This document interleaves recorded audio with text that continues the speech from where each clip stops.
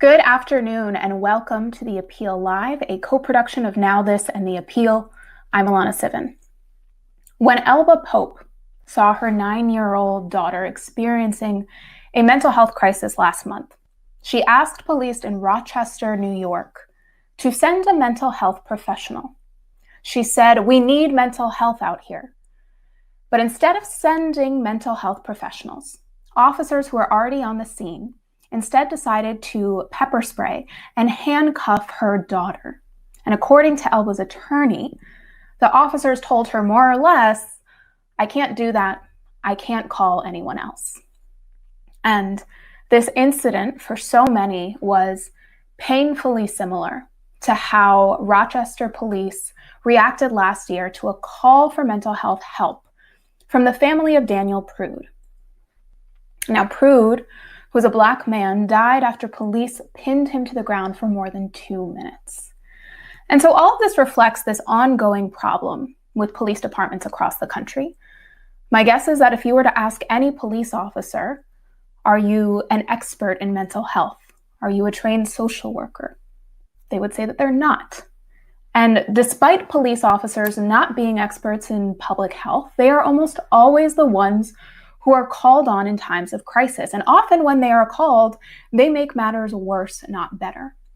And so this is what has prompted activists across the country, including the Movement for Black Lives, to demand that their elected leaders spend less money on policing and more money on first responder agencies that actually keep people safe.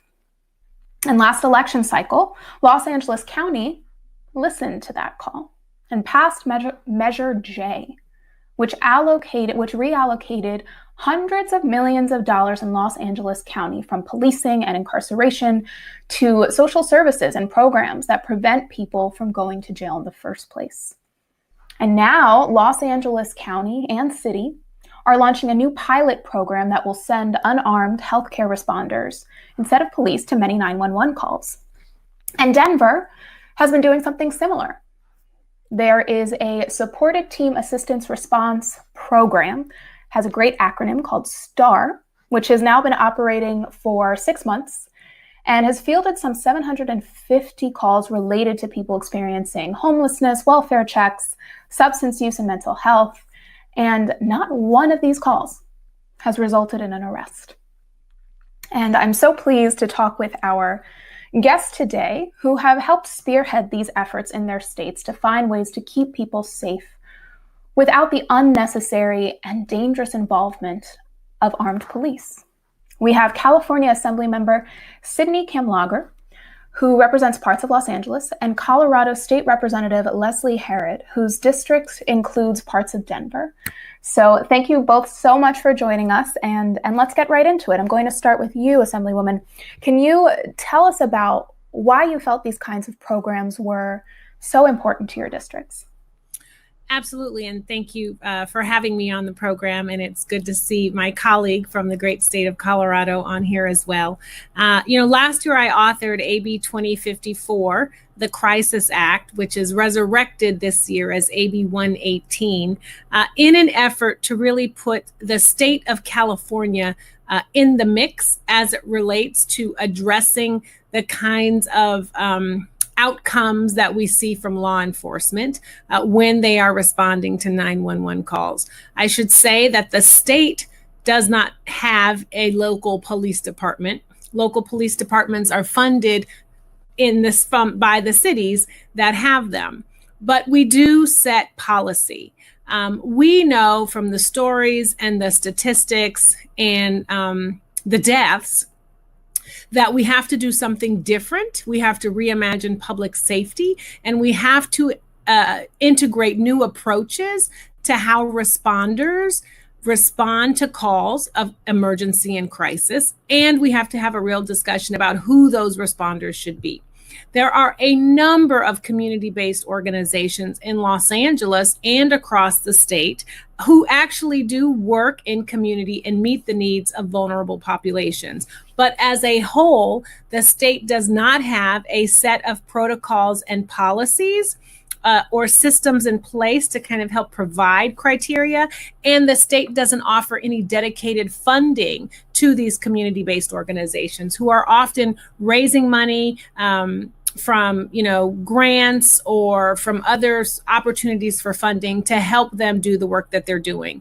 And so the bill that I reintroduced this year would in effect set policy from the state and offer a dedicated funding support system to help these community-based organizations across the state do the important work that they've been doing. So in this model, what you're looking at is give a lot of this funding to the organizations who are already doing this work, and then sort of just give them the backing to be able to do the work that they're already equipped to do and that they are indeed professionals in doing. Don't reinvent the wheel. Fund the organizations that have the credibility and the trust within the communities where they work, and allow them to expand on the good work that they're doing. We know that 70% of the calls that come in through 911 are nonviolent, non-illegal in nature. So why are we having law enforcement respond to those calls? Makes no sense. And Representative Herod, in where you are, STAR has been underway for a while, and that's doing precisely that. So tell me a little bit about the results. What do we know about how these programs are working? Yeah, so it's really interesting. So the state of Colorado, similar to California, is not actually funding these programs. But as a legislator, being the vice chair of judiciary and the chair of the finance committee, I see what happens to our state budget when we are incarcerating folks who don't need to be incarcerated in the first place.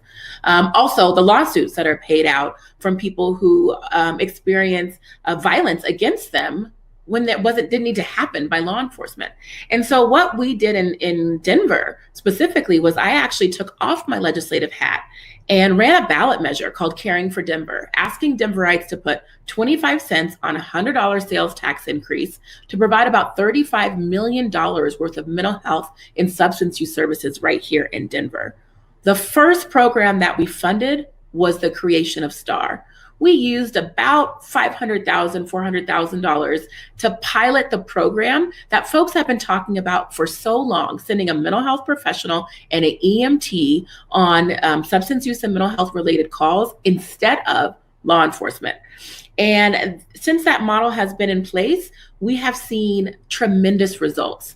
Specifically, we have seen STAR go out on calls, dispatched by 911, which is key, and not ever need police backup on any of their calls. However, they have been called by backup from police multiple times. And I want to be clear, this idea was really conceptualized in Denver from the Cahoots model out in Eugene, Oregon. I went out to see that model with the now chief of police, Chief Payson, and together we decided that it had to be one of the priorities for Caring for Denver.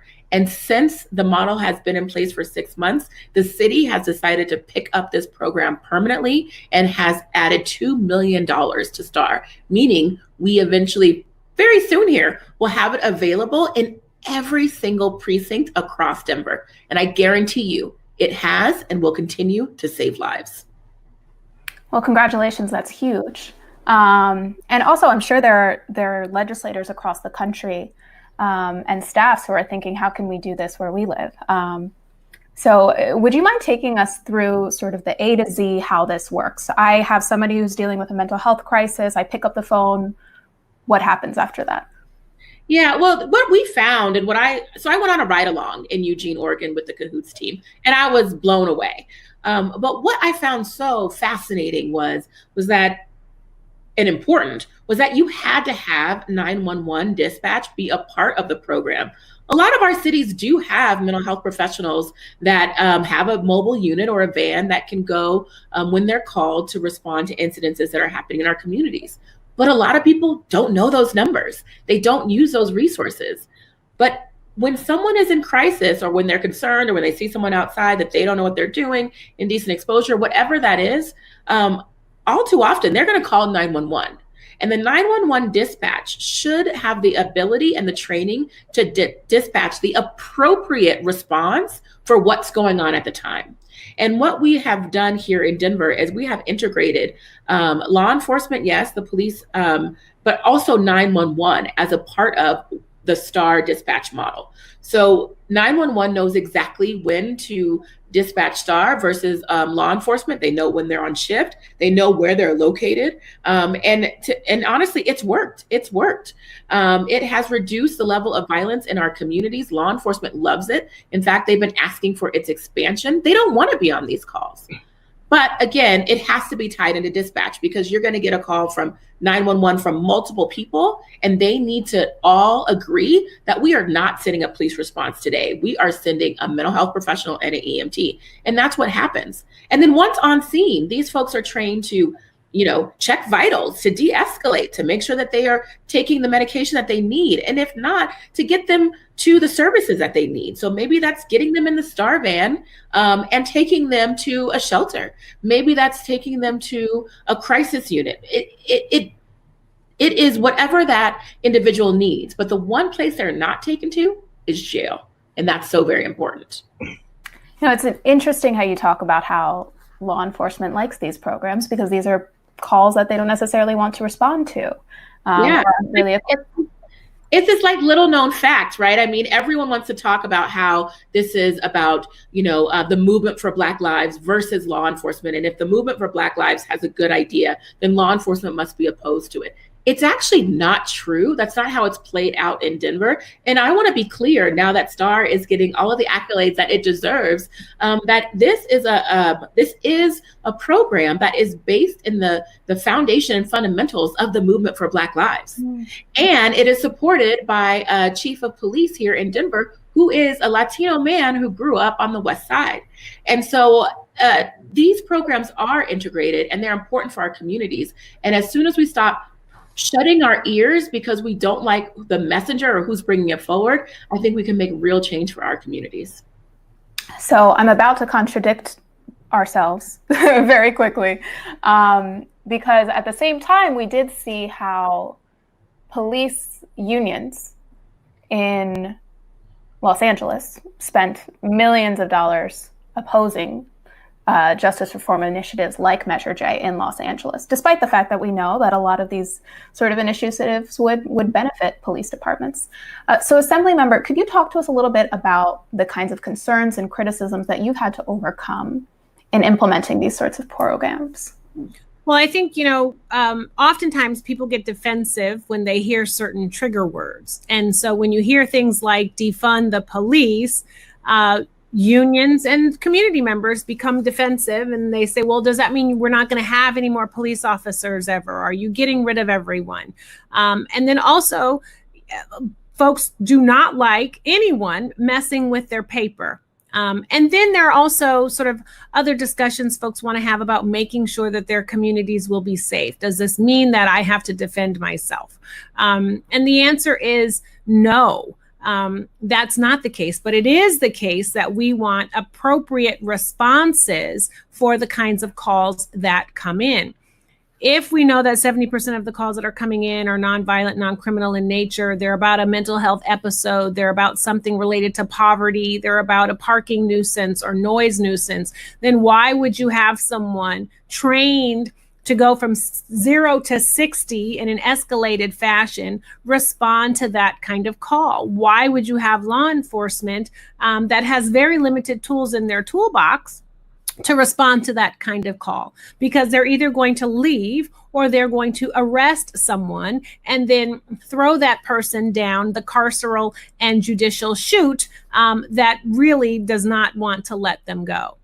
So we've had to talk a lot about what it would mean to redirect funding into more appropriate avenues that will help people. Most folks who want to become police officers don't say, hey, I want to become a police officer because I want to interact with homeless folks, because I want to deal with someone who's poor and needs assistance getting social services. And they're not really trained to kind of compartmentalize those kinds of calls and then respond in ways that are appropriate. The other criticism that comes is, this is all we have. And so this is actually showing folks that actually we have more options at our disposal. We have just over time decided not to invest in them and rather double down on police officers and ask them to be law enforcement and social workers and mental health therapists. And we have seen that that is a formula and an arrangement that is not working for many people. And I'm going to pull up a poll and ask you both to respond to this. I will start with you, Representative. But polling from the lab and Data for Progress shows that 9 in 10 voters support creation of emergency health responder services. So, Representative, talk to me. Who's the 10th voter? Who are the folks who are opposing these sorts of things? You know, honestly, and I gotta say, my sister from California is so poetic always. I just admire the work that you're doing out there, leading the nation, right? But those 10% of folks, those are the ones who think that having an alternate response will end in a less safe community. And I just got to tell you that data has shown that it's not true. But let's forget about those folks and let's look at the majority of Americans and here in Colorado, Coloradans who want these alternate responses. Let's think about the mom who has a child who's going through a mental health crisis, doesn't know what to do, and calls 911. They don't want that interaction to end in that child's death or harm to that child. They just want help. And we should be able to offer the right solution for the right incident. That's all. And so what I say is look at the majority of people who want this to happen and then put it in place. You know, it will help save lives in our communities. So, you know, I don't know who those 10% are. I don't know why the Fraternal Order of Police, the police union, has an outsized voice in the Capitol and in these conversations. But it's time for us to listen to our constituents and get this done for the people. Assemblymember, feel free to jump in. Well, it's also important to recognize the racial and economic disparities that are in so many numbers that we both look at when we're looking at policies related to public safety. You know, people fear people who don't look like them, who don't live in their communities. So I would assume, and I'm making an assumption, that the part of the 10%ers in that poll are folks who, you know, are living in a bubble, so to speak, and may feel uncomfortable getting outside of that bubble. But the truth is that many people actually know how to police themselves and would be able to do it in a way that was less violent if they didn't have to always call 911. And we also know that many people end up in worse situations because they don't reach out and call someone who can help them manage a crisis or an emergency. Women, members of our LGBTQ community, Black folks, Latino folks tend to not want to call 911 because they are afraid that if the police show up, something else is going to happen. Maybe there's someone in that household that's on probation. Maybe there's someone in that household who you know, may have weed or something. Or maybe there's someone on there who is on probation, and then that means you don't even need a warrant to check, right? The home, the person, the car, etc. And that just opens the door for more problems and the threat of incarceration. And so folks end up putting their own lives and personal security at risk because they're actually afraid of calling to get help. And these bills, these policies say, why don't we create another avenue for you to get help that everyone deserves without being afraid of putting your own life in jeopardy? So when we talk about sort of solutions to this, Representative, earlier you spoke about the initial funding for the STAR program and the upcoming expansion of it, which is wonderful. Talk to us about, is the current scaling up of the program enough? How do you scale it up even more, and how much money would you need to do so? Yeah, I think that there is much more that we can do, right? The budgets are not even based on the type of calls that we're receiving, right? So we know that 50%, if not more, of the calls that 911 gets are mental health and substance use related, but STAR is only, $2 to $3 million. That is not the same size as the police department by any means. And so absolutely we can scale up even more to ensure that all of the calls that need a non-law enforcement response actually get them. And so, we need more funding for this. But let me be clear, we are saving the jails money each time we are not incarcerating or booking someone, right? We are saving the city money every time there's not a lawsuit for unlawful use of excessive force that we have to pay out. And so all of those savings really should go back into STAR and go back into community-based programs.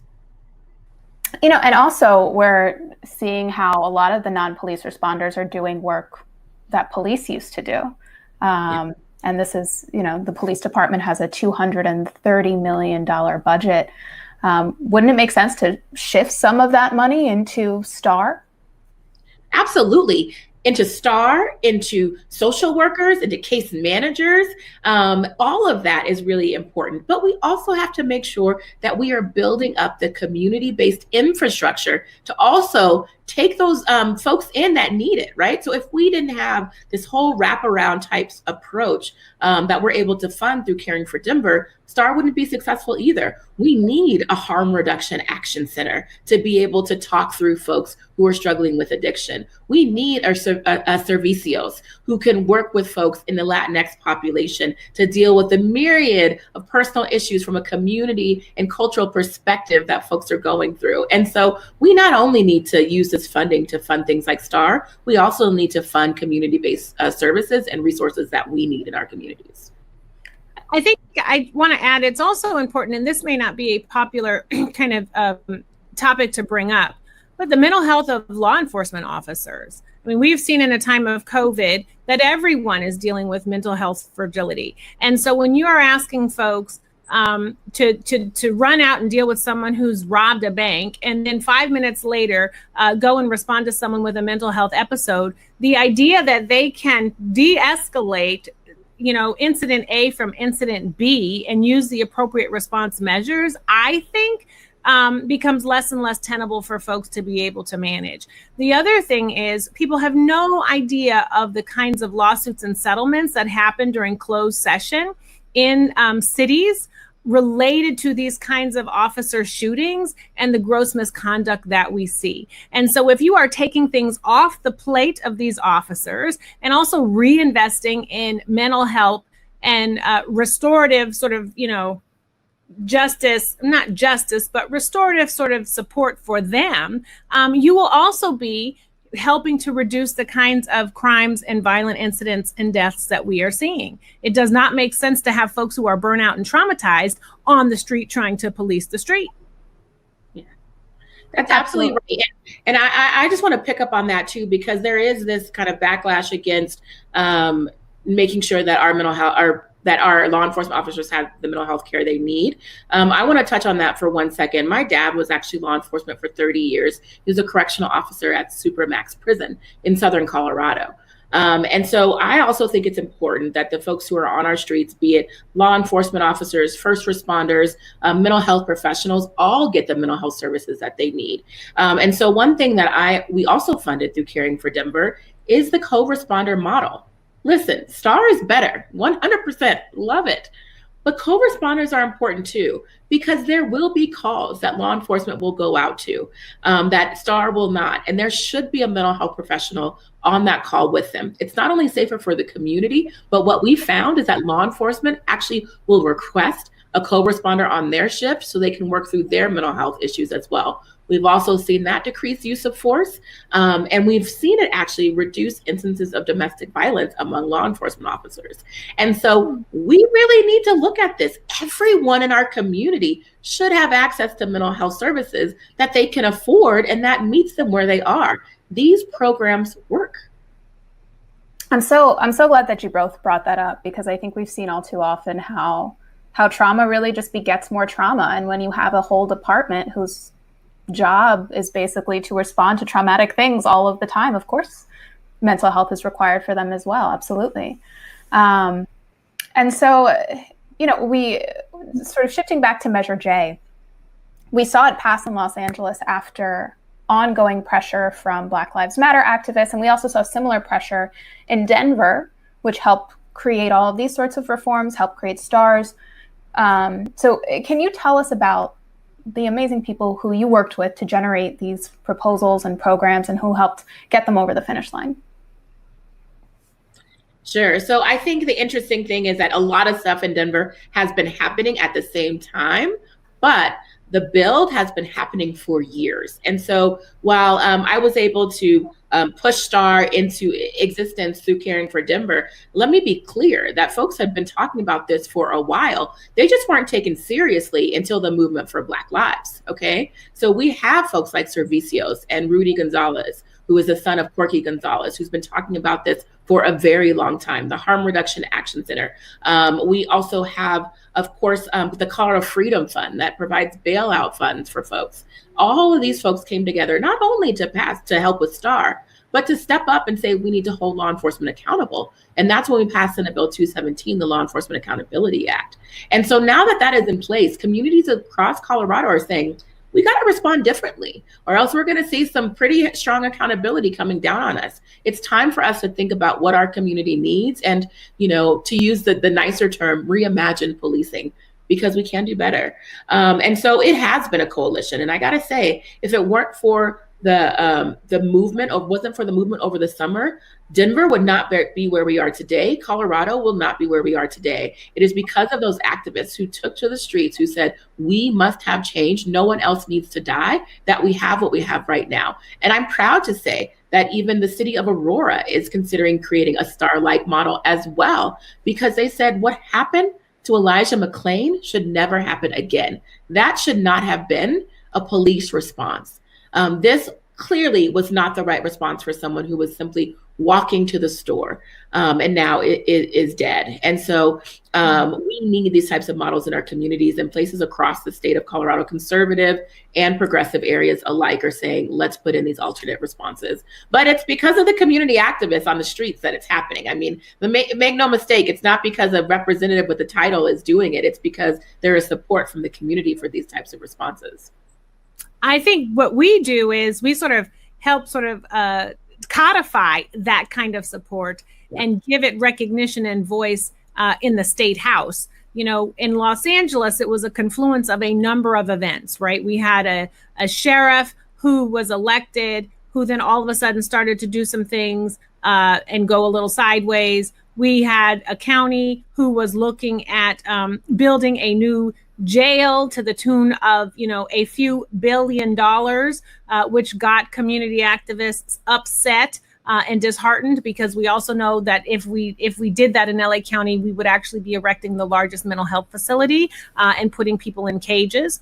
We had a number of nonprofit organizations, obviously Black Lives Matter LA, but Dignity Power Now, Youth Justice Coalition, Alliance for Boys and Men of Color, Justice X, folks who have been in the movement for a long time, who said, this is our time, given what's happened this summer, and given the fact that we don't want the county to look for other places to put those billions of dollars in ways that don't help the community. So how can we step in and offer some alternatives? We're also in the process of auditing, the sheriff department in Los Angeles and in Fresno and Alameda, because we want to know how they're using the funds. But it was a confluence of all of those things and all of those groups kind of harnessing data, stories, and new ways of imagining how we come out of a system that has been designed on the backs of Black and brown and poor people in a way that actually works for them.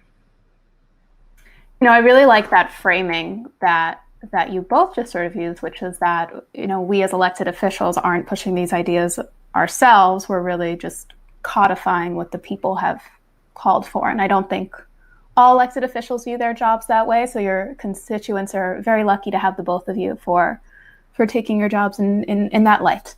And so you both touched on this a little bit in terms of other places that are looking to implement similar reforms. Are you working with other counties, other states, other cities in terms of trying to get them to implement these sorts of changes, and which places could use the extra push?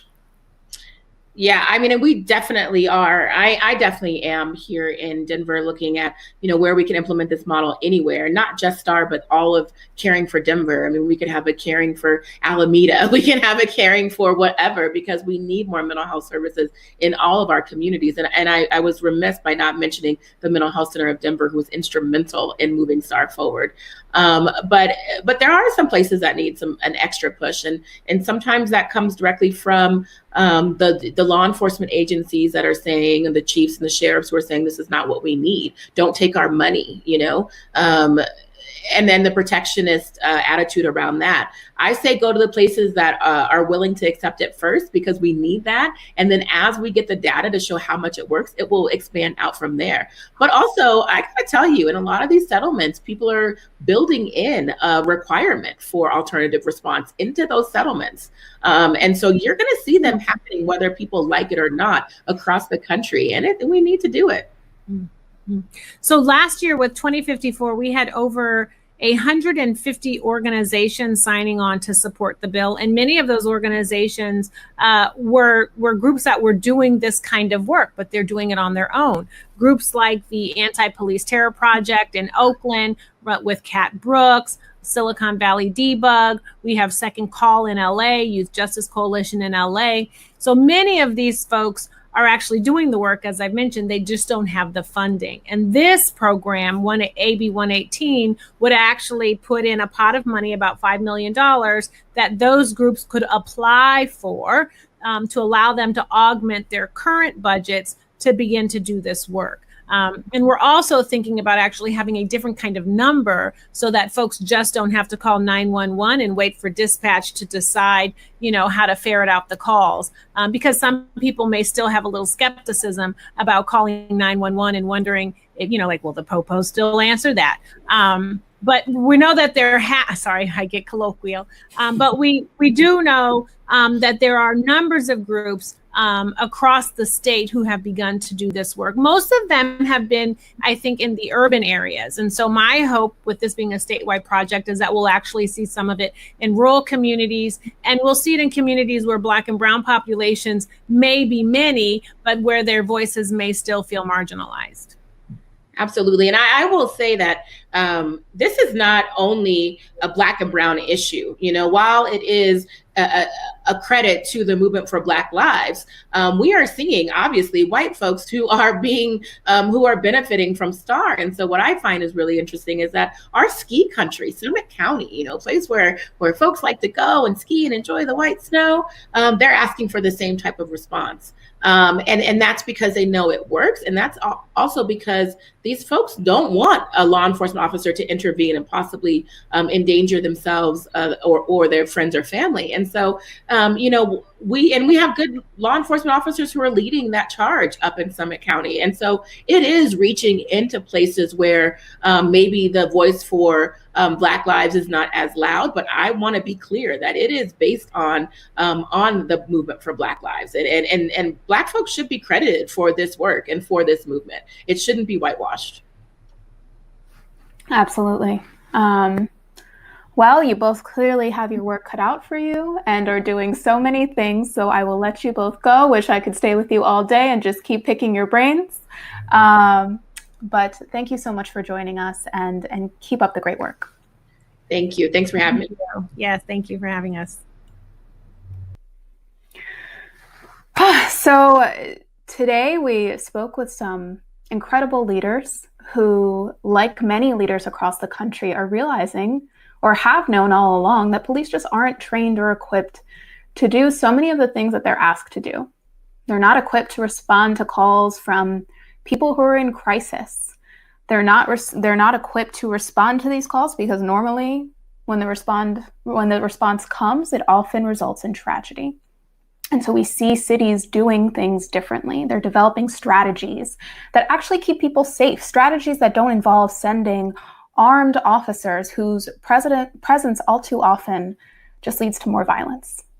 And already we've seen this pilot program out of Denver that shows just how successful this approach can be. In 6 months, non-police first responders fielded more than 700 calls with no arrests or violence.